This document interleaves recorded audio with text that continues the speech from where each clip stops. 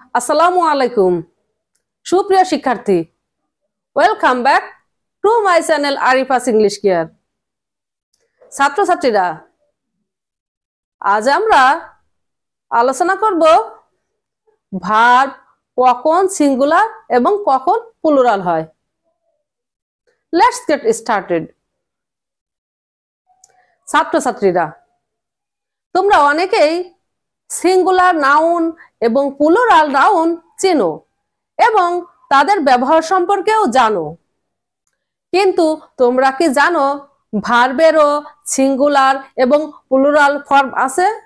ছাত্রছাত্রীরা, প্রথমেই আমরা জেনে নিব সিঙ্গুলার ভার্ব এবং প্লুরাল ভার্বগুলো কি কি, এবং পরে সেন্টেন্সে তাদের ব্যবহার নিয়ে আলোচনা করব। প্রথমেই আসি অক্সিলারি ভার্বের ক্ষেত্রে সিঙ্গুলার ভার্ব এবং প্লুরাল ভার্ব কোনগুলা। ছাত্রছাত্রীরা, এখানে দেখো অক্সিলারি ভার্বের ক্ষেত্রে singular verb, plural verb. Singular ভার্বে হবে এম ইজ, প্লুরালে হবে আর। তারপরে ওয়াজ, প্লুরালে হবে ওয়ার। তারপর সিঙ্গুলারে হবে হ্যাজ, প্লুরালে হ্যাভ। তারপর সিঙ্গুলারে হ্যাড, প্লুরালেও হ্যাড। ছাত্রছাত্রীরা, এখানে হ্যাড কিন্তু সিঙ্গুলার এবং প্লুরাল একই। তারপর ডাজ, সিঙ্গুলারে ডাজ, প্লুরালে ডু। এবার আসো মূল ভার্বের ক্ষেত্রে। প্রথমে আমরা জেনে নিলাম অক্সিলারি ভার্বের ক্ষেত্রে, এবার জানবো মূল ভার্বের ক্ষেত্রে সিঙ্গুলার এবং প্লুরাল ভার্ব কোনগুলা। সিঙ্গুলার ভার্ব ইটস, প্লুরালে হবে ইট। প্লেস, প্লুরালে হবে প্লে। সিঙ্গুলারে হবে ক্যারিস, প্লুরালে ক্যারি। তারপর সিঙ্গুলারে হবে ফ্লাইস, প্লুরালে হবে ফ্লাই। এগুলো সব মূল ভার্ব। মূল ভার্বের ক্ষেত্রে সিঙ্গুলার এবং প্লুরাল ভার্ব। অক্সিলারি ভার্বের মধ্যে এম শুধুমাত্র আই এর সাথে বসে। ওকে, তাহলে এখানে একটা বিষয় পরিষ্কার, সেটা হলো নাউনের শেষে এস বা ইএস যোগ করে প্লুরাল করা হয়, কিন্তু মূল ভার্বের সাথে এস বা ইএস যোগ করলে সিঙ্গুলার হয়। এখন আসি সিঙ্গুলার ভার্ব বা প্লুরাল ভার্ব জানা কেন জরুরি। আমরা জানি ভার্ব সবসময় তার সাবজেক্টকে ফলো করে, অর্থাৎ সাবজেক্ট সিঙ্গুলার হলে ভার্ব সিঙ্গুলার, এবং সাবজেক্ট প্লুরাল হলে অনুরূপভাবে ভার্ব প্লুরাল।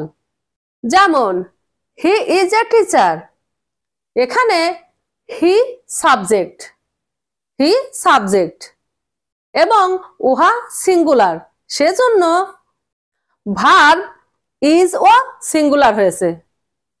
আবার দে আর প্লেইং ক্রিকেট, এখানে দে প্লুরাল সাবজেক্ট এবং উহার পরে প্লুরাল ভার্ব বসেছে।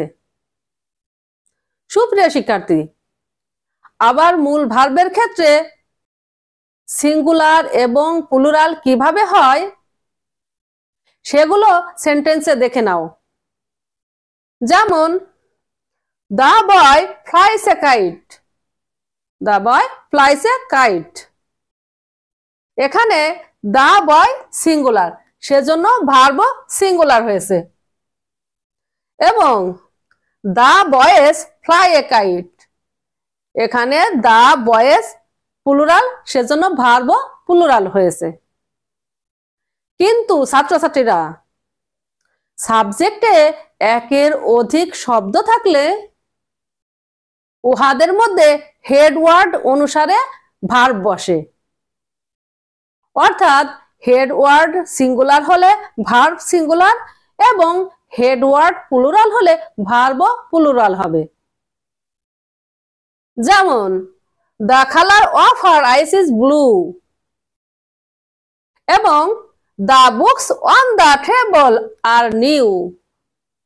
এখানে প্রথম সেন্টেন্সে হেডওয়ার্ড হলো দ্য কালার এবং উহা সিঙ্গুলার, সেজন্য ভার্ব সিঙ্গুলার হয়েছে। আবার দ্বিতীয় সেন্টেন্সে the books headward, the books headward এবং উহা প্লুরাল, সেজন্য ভার্ব প্লুরাল হয়েছে। ছাত্রছাত্রীরা, আমরা এখন জেনে নেব হেডওয়ার্ড চেনার উপায়। আমরা সেন্টেন্সে কিভাবে হেডওয়ার্ড চিনতে পারি। Let's go. হেডওয়ার্ড চেনার উপায় হলো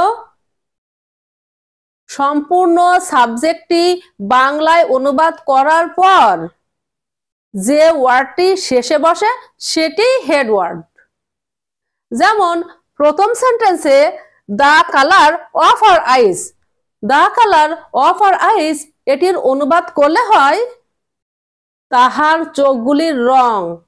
এখানে রং হেডওয়ার্ড।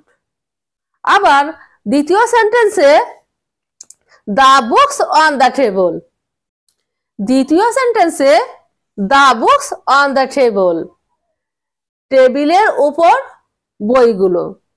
এখানে বইগুলো হেডওয়ার্ড, এখানে বইগুলো অর্থাৎ বুকস হেডওয়ার্ড।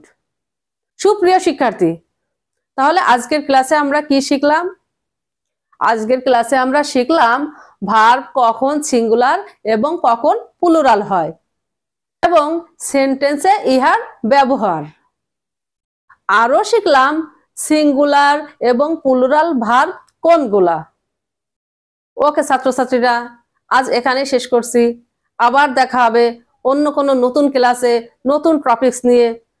সে পর্যন্ত ভালো থাকো। আল্লাহ হাফেজ।